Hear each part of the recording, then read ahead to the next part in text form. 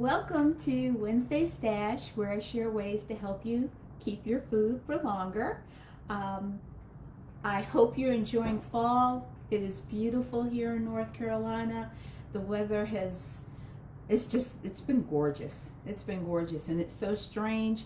My youngest son is in South Dakota, and where he's located, the weather is in the upper 80s. So I would have expected that it would have been a lot cooler there than it is here.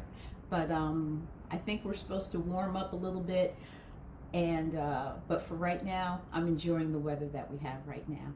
So today we are going to talk about fish. I am a seafood lover.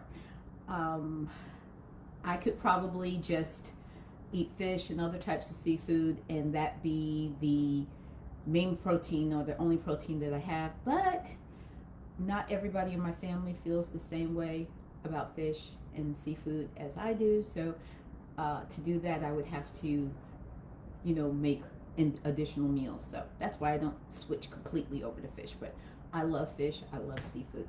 I'm going to show you how you can keep your fish whether you're a fisherman. I love fish, but I'm not going to say I love to fish. Um, I like the results of going fishing. I just don't like the activity itself. But I know some people love it. They find it completely and utterly relaxing. That's their favorite thing to do. And I'm appreciative that they do it because their activity means that I get to enjoy eating fish. But whether you're a fisherman or you're just purchasing, someone has given you fish, or you've gone to the supermarket and purchased fresh fish, but it's more fish than you can eat. You want to, you're gonna go ahead and put it in the freezer and save it until later. There's a few things that you can do in order to keep that fish for longer. And storing it in the freezer, it's going to be safe. Freezing is a quick, easy, safe method to store fish, and it'll store that way indefinitely as long as it's in the freezer. And your freezer's operating at 0 degrees Fahrenheit or lower. But over time, there's gonna be some food quality issues that you might run into. So whether it be loss of flavor, loss of texture, that type of thing, there are things that you can do in order to slow that down, so that by the time you're ready to enjoy that fish, it's in wonderful condition. It tastes good, it looks good, great texture, all of that. So I'm going to share some of those ways with you. I remember there's a couple of things that I'm going to show you to do, and I just remember vaguely because we consumed so much fish growing up.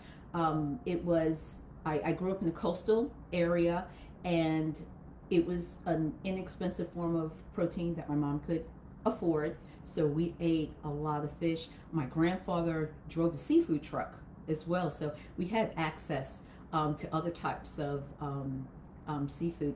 But I remember we ate a lot of flounder growing up. I remember eating a lot of flounder. And I remember some of the things that my mom had done to the fish as well. With fresh fish, if you purchase it or if it's given to you, it's going to store. It'll hold in the refrigerator for 1 to 2 days. But fish has a lot of natural enzymes that are going to start breaking down that fish. So it's really perishable. And that's why, with freezing is a quick and easy way in order to keep it for longer, because you can't keep it very long in the refrigerator at all. So what are you going to do? This part I leave to others. Your fresh fish needs to be washed, scaled, eviscerated or gutted, all the insides removed. And depending on how you like your fish, the head needs to, you can remove the head, fins and scales. There's a particular way of doing this, depending on how bony your fish is. You want to make sure that you're doing it in the proper way so that you don't wind up with a lot of bones in your fillet. The different cuts that you're making. So, find out how to, if you're not real familiar on how to properly cut up and take apart your fish, Get those directions before you start, or have somebody who knows what they're doing do it for you. But once your fish is all cut up and it's ready to go, these are the steps you would take. I personally prefer, when I cook fish, I like to cook the whole fish. I love that presentation. I like how it looks, where you have it from head to fin. Scales are gone, intestines are gone, but yeah, the head and eyeballs are still there, and you get to just make it look beautiful, and it makes an awesome presentation when you bring it to the table. So I like to leave my fish whole. But if you want parts, for some fish that's not practical, if you want parts, go ahead and cut it up, and then these are the next steps that you're going to take. Now, it depends on what kind of fish that you're going to. I'm going to show you different ways, but it's going to depend on the type of fish. Now, fatty fish, your fat fish, this is going to be your mullet, mackerel, trout, tuna, salmon, those types of fish. They should be dipped for 20 seconds in an ascorbic acid solution. Now, this solution can be made up of, if you use ascorbic acid, it's going to be 2 tablespoons of ascorbic acid to a quart of water. Another word for ascorbic acid that you might be more familiar with is vitamin C. That's what ascorbic acid is. Now, something like lemon juice has ascorbic acid in as well. This will work. Doesn't work as well as the crystalline ascorbic acid. That's going to be your pure vitamin C, whereas this has it in there, but lemon juice is made up of ascorbic acid, there's citric acid. Your ascorbic acid is going to just act as that preservative, and it's going to just keep the fish really nice. Whereas with your citric acid helps you with it gives you that tangy, lemony flavor. That's what you're going to get from that sour flavor. That's what you're going to get from your citric acid.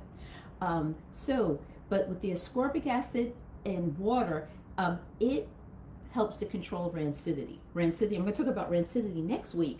And rancidity is when you get those off flavors from the fats in food.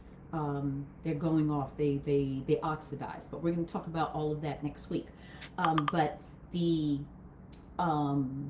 ascorbic acid will help you with the control for rancidity and flavor changes. These are both quality issues. These aren't food safety issues. These are so that you can keep high quality. And I remember my mom as a kid, when she would prepare fish, she dipped her fish oil in lemon juice first before she wrapped it up. And that was one of the, I guess someone told her, or she knew, that fish should, if you treat fish with lemon juice, it helps to preserve it for longer. So lean fish such as flounder, cod, whiting, redfish, croaker, snapper, grouper, sheep's head, or much fresh water fish, that's a leaner fish. It's not fatty like the first group of fish. For that, you dip that for 20 seconds in a brine solution, meaning a salt water solution. So that's going to be 1/4 cup of salt to 1 quart of water. This will firm up the fish, and it will also, when you're defrosting the fish, you won't have a lot of moisture weeping out, water seeping out of the fish, and you wind up with this, dry fish that doesn't have a really nice texture to it. So fatty fish, you're going to do the ascorbic acid dip. For your lean fish, you're going to do the brine dip. Okay?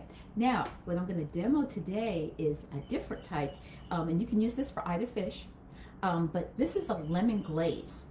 And the way that you're going to make the lemon glaze is you're going to take 1 3/4 cup of water, and to that you're going to add 1/4 cup of lemon juice. So I have 3/4 cup, so I'm just going to go up to 2 cups.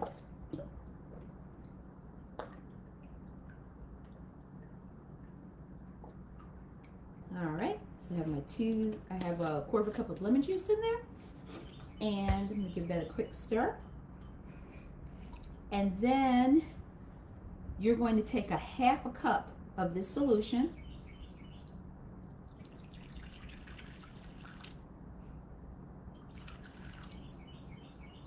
there you go. Wait a minute. Yep, there we go. You're going to take a half a cup of this solution, and to this solution, you're going to add 1/4 cup of unflavored, plain gelatin. All right? So let's add our gelatin.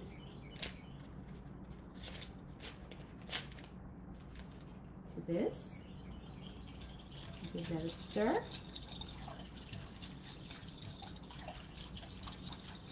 All right, but we're going to let that sit there for a second because the rest of the lemon and water juice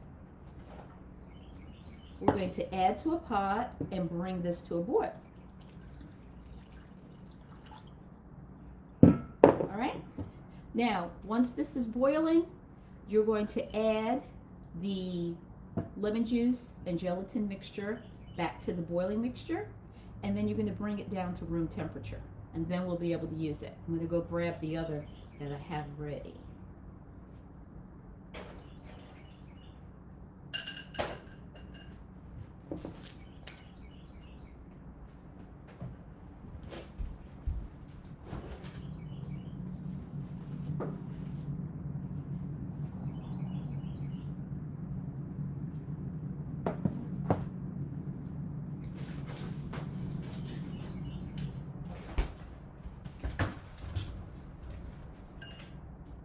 Now I already started this. I'm going to stir it up again. I've been trying to keep it cold so I can show you how I've been using this lemon glaze. There we go. Stir that back up. Okay, so your cool lemon, your room temperature lemon glaze, that's what you're going to do with your fish. Now, depending on your fish fillets that you have, and like I said, you can use this for fatty fish, you can use it for lean fish, but before you do anything, the fillets that you have cut or your pieces of fish that you have cut, you need to put them, don't wrap them or anything, just put them on the tray and stick them in the freezer and freeze them until they're solid. Once they're solid, you're going to take those pieces of fish and you're going to dip them into the solution. Oh, more light. You're going to dip them into the solution, put them back on your tray,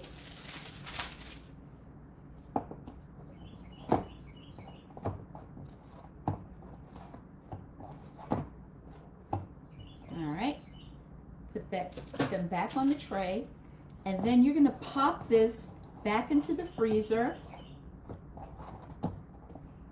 and you're going to let it, and you're just going to go ahead and freeze this glaze. And then you're going to come back and you're going to do it a few times until you get a nice glazed, frozen glazed coating over the fish. Okay, so this is already starting to glaze. It's not quite ready to go, but I'm going to show you, just so I can show you what I do next. So after you've dipped this a few times, and I might be able to get away with doing it a couple more times without putting it in the freezer. Let's see if it's, so you want to keep this frozen. And what you're trying to do is you're trying to get a nice thick coating on this. And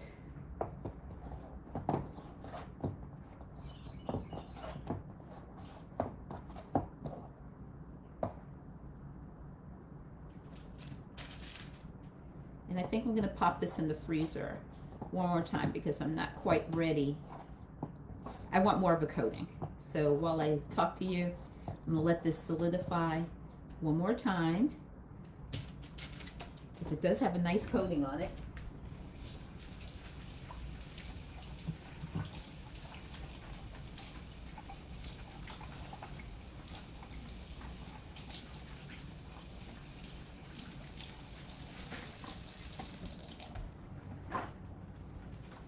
Does have a nice coating on it, but let's let this get hard before we go on to the next step, and I might do it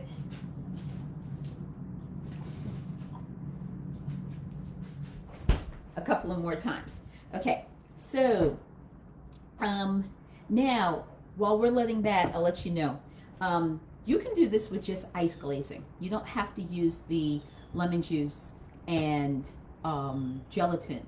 You can just do the same thing I did before. You take your fish and the fillets, just put them in the freezer, let them get frozen solid, and then you can just dip them in water and then put them back in the freezer, and you keep doing it and keep doing it, and you're going to see, you're going to just start having this glaze form around the fish, and this is going to seal moisture in.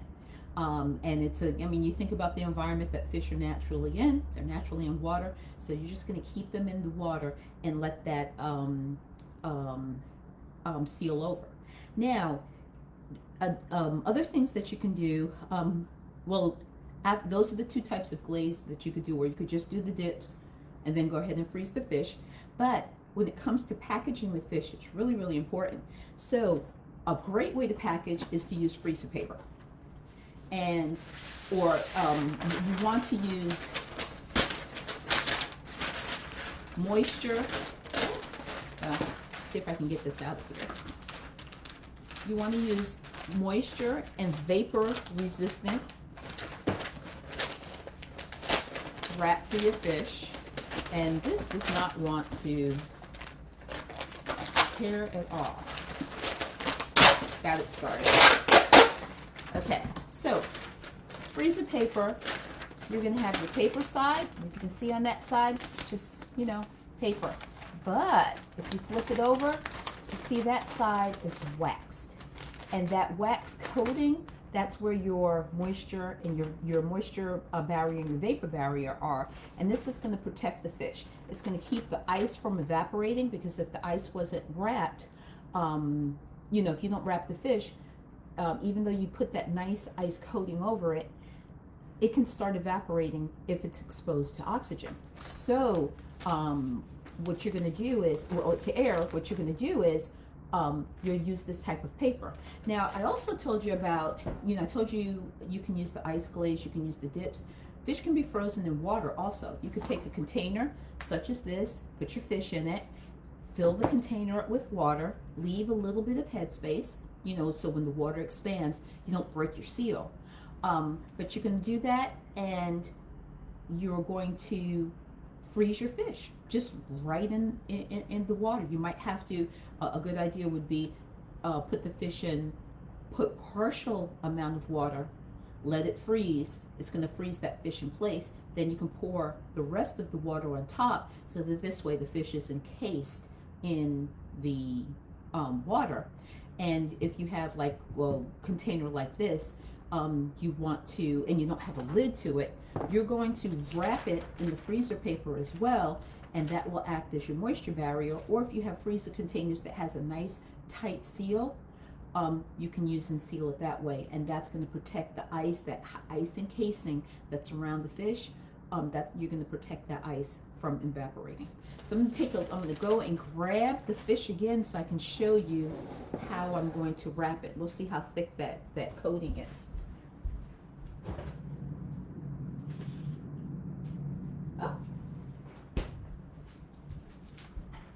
It's nicely glazed over. So I'm going to give it another dip.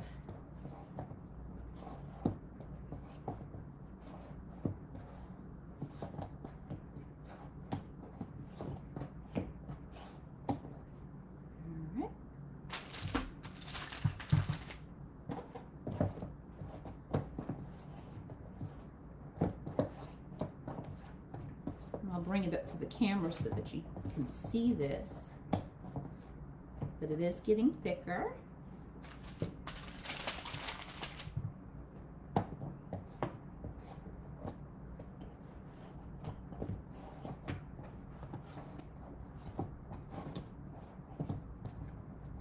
All right,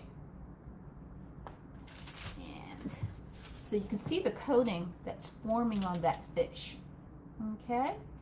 And I'm going to let this freeze one more time before I wrap it.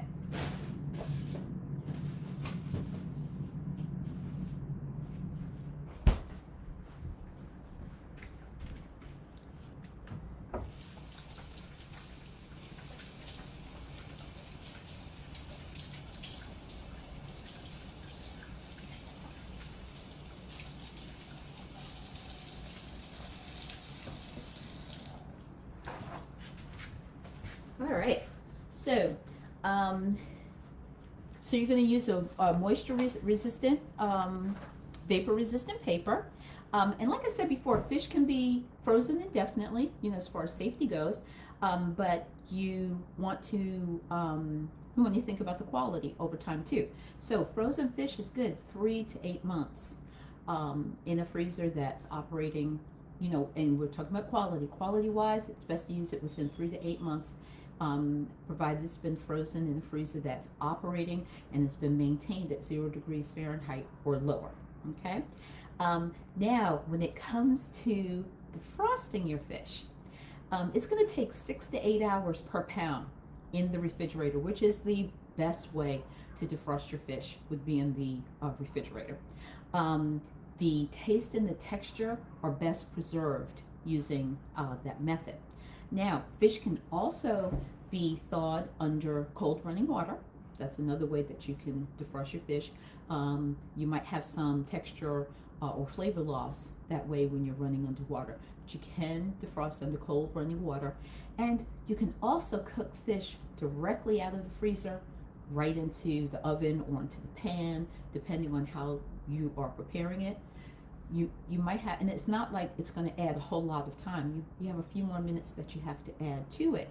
But yes, fish can be cooked from frozen.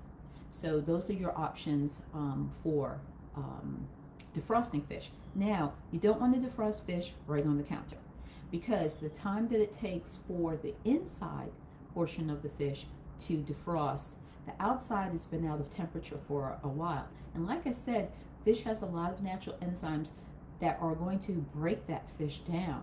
So not only are you going to have quality loss because of the enzymatic action, you also can have setting yourself up for consuming risky food, because bacteria has the opportunity to grow and develop if you're leaving fish out on the counter. So you either want to defrost it in the refrigerator, defrost under cold running water, or go ahead and cook it. Microwaving is another option for defrosting your fish. You can defrost that way, but keep in mind, fish does not take a lot of time to cook at all. So you might find that as you're defrosting the fish, you might be cooking portions of it at the same time, and then when you're ready to cook it, some portions might be overcooked. So just carefully, if you're going to microwave the fish for defrosting, follow the manufacturer's instructions for defrosting fish in the microwave. Okay. Now, I do want to point out, if you do cook the fish directly from frozen, you want to rinse off. If there's any ice present or anything, rinse that ice off, pat the fish dry with a paper towel, and then proceed to cook it. And when cooking the fish, make sure that you've reached, no matter which method you have chosen to cook your fish, make sure it's reached a minimum temperature of 145 degrees for 15 seconds, and that's for food safety. You just want to make sure that you're eating food that is safe for you to consume. And the minimum temperature for fish is 145 degrees for 15 seconds. Let's see, now we're going to wrap this fish up, and then I'm going to talk to you about it's time to defrost it. What are you going to do? Okay, so I told you how to defrost fish that you have prepared frozen at home. We're going to talk about what if you purchased fish from the supermarket, it was already frozen, and now it's time that you want to defrost it.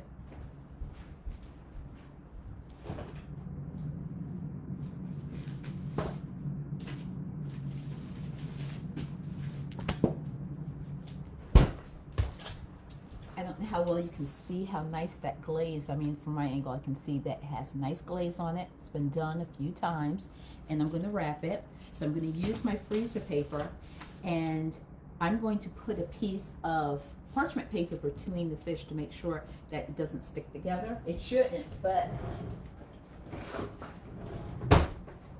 it should stick together, but that's extra insurance for me.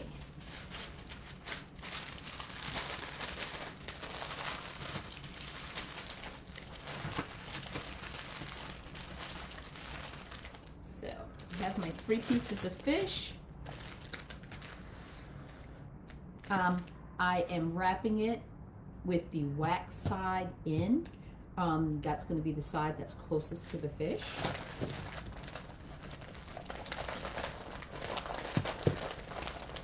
I'm going to wrap tightly and try to remove as much oxygen. You want as much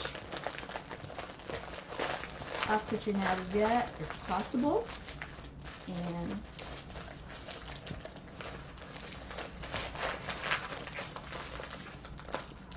And I didn't grab my freezer tape, but that's what I'm going to do next. So to this, I have my fish.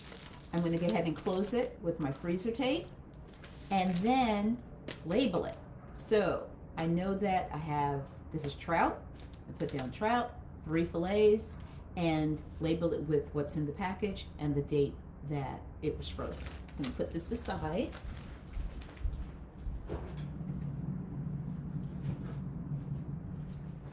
Now, what if you're ready to eat fish? So, purchase this fish. It already came freezer. It's vacuum wrapped, and we are actually going to eat this today. I want to make some salmon patties, and I might do a little piece. I know because it's such a beautiful piece of salmon. So I like eating it this way. I like eating salmon patties too. So I'll decide what I want to do to this fish. A lot of times I make salmon patties from canned salmon, and it's really good. Salmon patties from fresh salmon is amazing. It's really good. So what I'm going to do is with this, when it comes time to defrost this fish, yes, I can defrost it in the refrigerator. I can defrost it under running water. I can go ahead and pop it in the oven. But whatever method I use to defrost it, I need to break the vacuum. Okay? And I'm going to have to get my kitchen shears because I do not even see where this is sealed.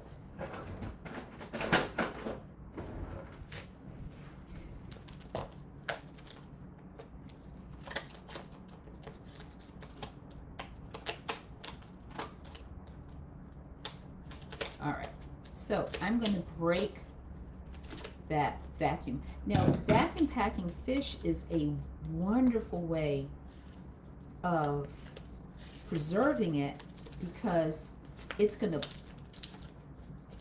this vacuum seal is going to block that moisture out.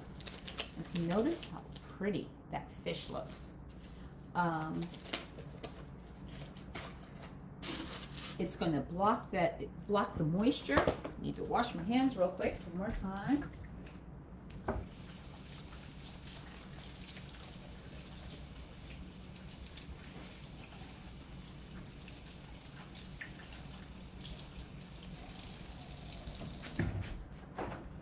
It's going to block that moisture out, and it's going to keep the fish nice. It's going to keep the fish, ready for when you're ready to consume it. But you want to make sure that you open the package before you thaw it. And if you purchase fish commercially and you take a look at the directions, read the manufacturer's directions, it tells you before defrosting in the refrigerator or underwater, however you're going to defrost it, it says to open the package. And the reason that you're going to open the package is because there's Clostridium botulinum is a toxin.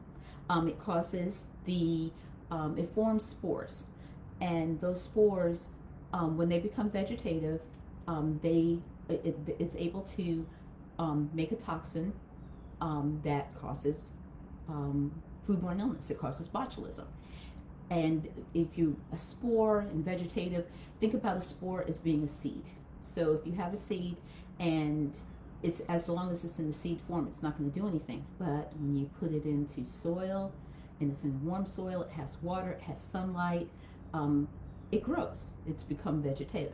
And that's what Clostridium botulinum spores do. When they go from being a spore to becoming vegetative, in the vegetative state, they're able to produce a toxin that can make you sick or can kill you. Well, when you have a vacuum conditions like we had with the fish, and you're defrosting, even if you're defrosting in the refrigerator, the reason you want to break the seal is because toxin formation can occur more rapidly at temperatures above 38 degrees.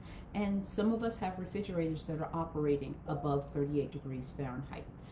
So your refrigerator, as long as, if you've heard we want to keep 41 degrees or colder, keep cold foods cold. So you want your refrigerator to be keeping your food 41 degrees or colder. Well, if it's keeping 41 degrees, yeah, that's what you're going for. 40 degrees you're going for. But when it comes to defrosting fish, 38 degrees is your cutoff point. So just when you're defrosting fish at home, if it's in a vacuum package, break that seal. And let's see. I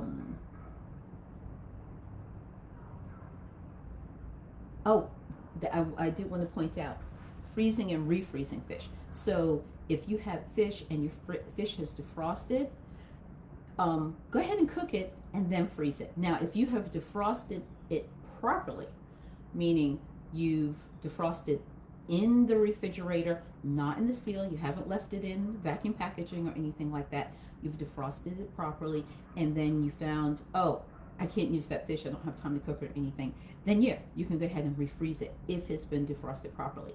But it's just, as far as quality goes,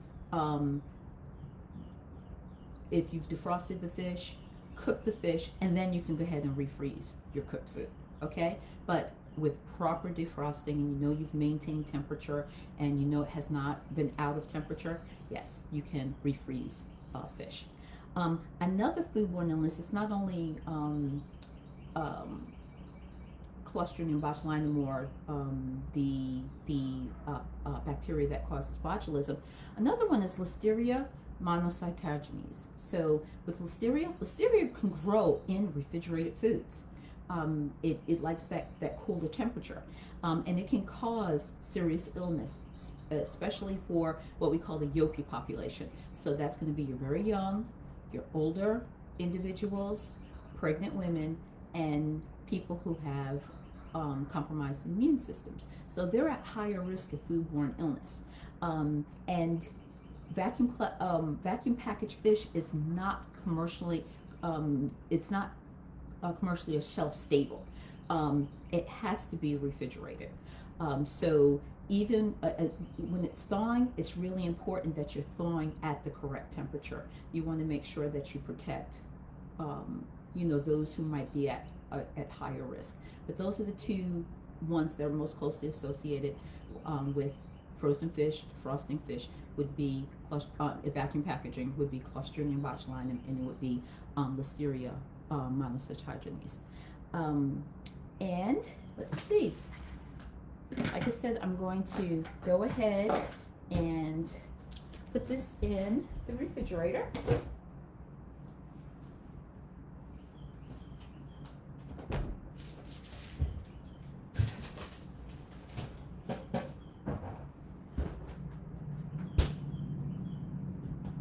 And we have our other fish, and